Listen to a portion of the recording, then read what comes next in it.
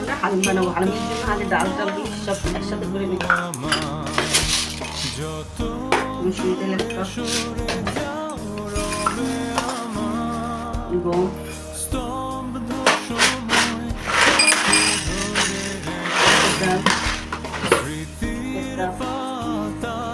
ভাজা মাসকলের ডাল 1 কাপ, ভাজা মুগ ডাল 1 কাপ,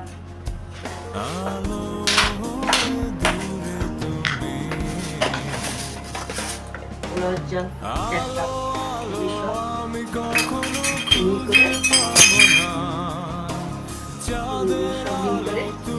সব মিল করে একসাথে গুঁড়া করে নিতে হবে।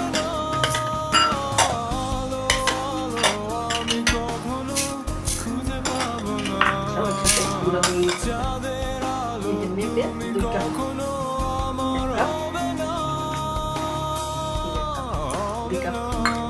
2 কাপের ডাল দিয়ে হালিম গুঁড়া করে গরম জল